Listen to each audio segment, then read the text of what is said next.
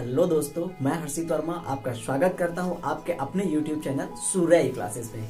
दोस्तों आज हम लोग कुछ इंपॉर्टेंट टिप्स पे बात करेंगे। दोस्तों हम बात करेंगे कि आपको एग्जाम सेंटर पे पहुंचने से पहले और एग्जाम देने से पहले आपको क्या क्या सावधानियां बरतनी है जिससे हमारा एग्जाम अच्छा जाए और हम एग्जाम में अच्छा स्कोर कर पाए। दोस्तों सबसे पहले बात होती है कि जिस दिन आपका एग्जाम लगा है उसके एक दिन पहले आपको अपने एग्जाम सेंटर पे पहुंच जाना है। हो सकता है कुछ दोस्तों का जो एग्जाम सेंटर है वो अपने स्टेट से काफी दूर गया हो, कुछ दोस्त होंगे उनका एग्जाम सेंटर जो है वो अपने स्टेट में ही कहीं आसपास रह गया होगा। लेकिन दोस्त आपको याद रखना है, अगर आप मॉर्निंग में उस डेट को पहुंचने वाले हैं तो आप दूसरे दिन जाइएगा। अगर आपको लगता है कि आपके स्टेट से थोड़ा भी दूर है आपका एग्जाम सेंटर तो दोस्तों आप एक दिन पहले ही पहुंच जाइएगा और उस नाइट को आपको अच्छे से पूरी फुल स्लीपिंग लेनी है, यानी कि उस रात आपको पढ़ाई नहीं करनी है। अपने माइंड को थोड़ा सा स्टिल करना है, यानी अपने माइंड को थोड़ा सा शांत करना है। और होता क्या है कि दोस्तों जब हम दूसरे दिन अचानक से जाते हैं तो हमारा बॉडी जो है थोड़ी सी घबराई हुई होती है, जिससे हम एग्जाम में अच्छा स्कोर नहीं कर पाते हैं। तो दोस्तों आपको ऐसा बिल्कुल नहीं करना है, आपको अपने एग्जाम सेंटर पे एक दिन पहले ही पहुंच जाना है। और दोस्तों दूसरी जो बात होती है कि जब हम एग्जाम पे बैठे होते हैं, यानी कि जब हमारा सीट अलॉट हो जाता है और हम अपने एग्जाम को अटेम्प्ट कर रहे होते हैं, दोस्तों आपने अभी तक 2 साल इसकी पढ़ाई की हुई है एनटीपीसी की, और 2 साल की जितनी भी आपने मेहनत की है उस सारी मेहनत का एग्जाम आप केवल 90 घंटे में क्या परफॉर्म कर पाते हैं ये मायने रखता है। दोस्तों आप 90 मिनट ही तो आपको दिए गए ना पूरे एग्जाम को क्रैक करने के लिए, 100 क्वेश्चन को 90 मिनट दिए गए। और दोस्तों अगर हम टाइम की बात करें तो अगर आपने अच्छे से मेहनत की है तो दोस्तों 90 मिनट बहुत होता है, टाइम कम नहीं होता है। लेकिन अगर आपने अच्छे से मेहनत की है, अच्छे से लगन से पढ़ाई की है तो दोस्तों सबसे बड़ी बात होती है कि एग्जाम में हमें क्या छोड़ना होता है और क्या अटेम्प्ट करना होता है। दोस्तों ये बहुत बड़ा मुद्दा होता है। हम किसी भी एग्जाम की बात कर लें, फिर वो एसएससी का हो, रेलवे का हो या फिर आपका यूपीएससी का कोई भी एग्जाम हो, दोस्तों हमें ये जरूर पता होना चाहिए कि हमें क्या अटेम्प्ट करना है और किसको हमें स्किप करना है। दोस्तों अगर आप खामखा किसी दूसरे क्वेश्चन पे जो आपको स्किप करने वाला क्वेश्चन उस पे आप अपना टाइम देंगे ना, तो सबसे पहले आप अपने माइंड को प्रेशर दे रहे हैं, और प्रेशर देने के बाद अपना टाइम भी वेस्ट कर रहे हैं और दूसरी चीज अपने माइंड को प्रेशर भी दे रहे हैं। तो करना क्या है, आपको सबसे पहले आप अपने माइंड को शांत करें। शांत करने के बाद जैसे ही आपको सीट अलॉट मिल जाती है आप बैठने के बाद आप फर्स्ट क्वेश्चन से क्वेश्चन को पेपर को अटेम्प्ट करना शुरू करेंगे। कुछ दोस्त हमारे हैं वो करते क्या है, कुछ दोस्त हैं जिनको रीजनिंग ज्यादा अच्छी लगती है तो वो सबसे पहले रीजनिंग पेपर से अटेम्प्ट करते हैं। कुछ दोस्त होंगे जिनको जीएस पे इंटरेस्ट है वो जीएस अटेम्प्ट करेंगे, और कुछ जो हमारे साथी हैं उनको मैथ ज्यादा पसंद है तो वो मैथ अटेम्प्ट करेंगे फर्स्ट टाइम पे।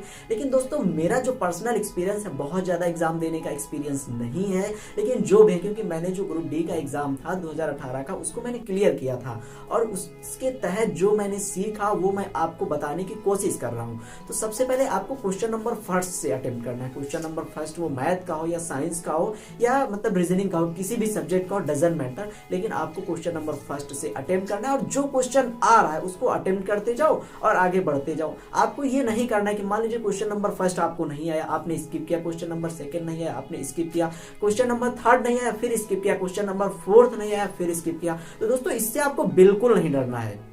हो सकता है आप कंटिन्यूअस क्वेश्चन नंबर 10 तक पहुंच जाए और उसमें से एक भी क्वेश्चन आप टच ना कर पाए, लेकिन हो सकता है उसके बाद जब क्वेश्चन नंबर 11 से आप 25 तक पहुंचे तो उसके सारे के सारे यानी 15 क्वेश्चन आप अटेम्प्ट कर पा रहे होंगे। दोस्तों ये मेरा आपसे बहुत बिल्कुल फिट दावा है। दोस्तों होता क्या है कि जब मैंने भी एग्जाम दिया था तो मुझे भी लगा था नहीं अब तो मेरा पेपर बिल्कुल बेकार चला गया, क्योंकि मुझे क्वेश्चन नंबर 1 से लेकर क्वेश्चन नंबर 8 तक कोई भी क्वेश्चन नहीं अटेम्प्ट कर पाया था, मैंने सारे क्वेश्चन स्किप किए। लेकिन जैसे ही उसके आगे बढ़ा मुझे इतना आसान लगा पेपर कि मुझे लगा कि ये पेपर मैं पास कर सकता हूं, मुझे कोई प्रॉब्लम नहीं इस पेपर में। दोस्तों ये बिल्कुल होता है। तो आप क्वेश्चन नंबर 1 से क्वेश्चन नंबर 100 तक आप अटेम्प्ट करते जाएंगे। उसके बाद जैसे ही आपने देखा कि अभी तो आपने केवल 40 से 45 मिनट ही स्पेंड किए हैं, अब भी आपके पास 45 मिनट हैं और उस समय आप क्वेश्चन केवल मान लीजिए 30 अटेम्प्ट कर पाते हैं, फिर 70 क्वेश्चन अब भी आपके पास अटेम्प्ट करने को है। आप फिर क्वेश्चन नंबर 1 से स्टार्ट कीजिएगा दोस्तों, और जो भी क्वेश्चन आपको आ रहा है उसको करते जाइएगा। इसमें आपको एक प्रॉब्लम होगी,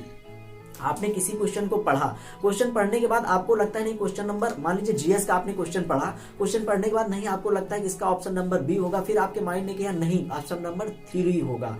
तो दोस्तों इससे आपको बचना है। मान लीजिए आपने गेस वर्क किया, यानी कि आपने अपने मन की मान लिया, आपने अपने दिल का नहीं माना, आपने अपने मन की मान लिया, तो होता क्या है, हो सकता है आप एक क्वेश्चन यानी 0.33 1/3 निगेटिव मार्किंग है, तो 0.33 से दोस्तों आपका सिलेक्शन रुक सकता है।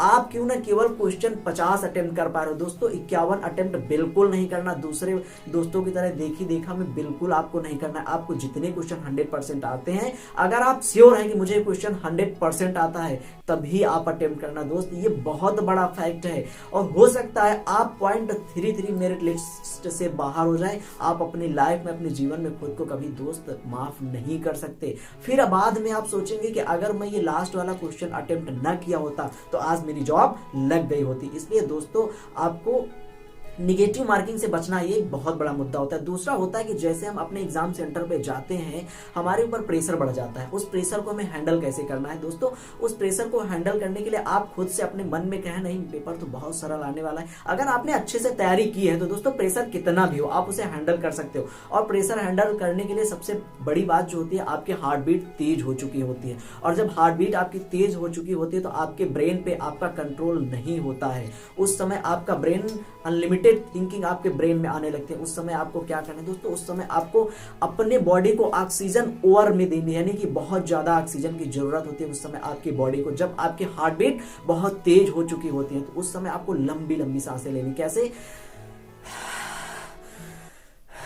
जब दोस्तों आप लंबी लंबी सांसें लेते हो, आपके शरीर में ऑक्सीजन बहुत ज्यादा मात्रा में जाती है, तो होता है हमारी जो हार्ट बीट होती है वो धीरे धीरे कम हो जाती है और हम थोड़ा सा रिलैक्स हो जाते हैं। और उस समय आप अगर अपनी सीट पे अलर्ट हो चुके, आप अपनी सीट पे बैठे हैं, तो दोस्तों उस समय आपको वॉशरूम चले जाना है। वॉशरूम जाएंगे, वहां पे थोड़ा सा पानी वगैरह पी लेना है। पानी पीने के बाद आपको अपने मन ही मन में कहना, नहीं पेपर तो बहुत ईजी आने वाला है, पेपर तो मैं बिल्कुल बीट कर सकता हूँ, पेपर में 80 क्वेश्चन कर सकता हूँ। दोस्तों ऐसा करने पर आपके अंदर एक कॉन्फिडेंस जनरेट होगा और जब कॉन्फिडेंस के साथ फिर से आके अपनी सीट पे बैठेंगे तो दोस्तों यकीन मानो आपका पेपर बहुत ही अच्छा होने वाला है। तो दोस्तों बस आज के लिए मैं इतना ही रखता हूँ, अगले वीडियो में मिलता हूँ। दोस्तों अगर आपने अभी तक हमारे चैनल को सब्सक्राइब नहीं किया है तो दोस्तों सबसे पहले आप हमारे चैनल को सब्सक्राइब कर लें। अगर आपको वीडियो हमारा अच्छा लगता है तो दोस्तों इसे लाइक शेयर करना बिल्कुल ना भूलें। जय हिंद, वंदे मातरम।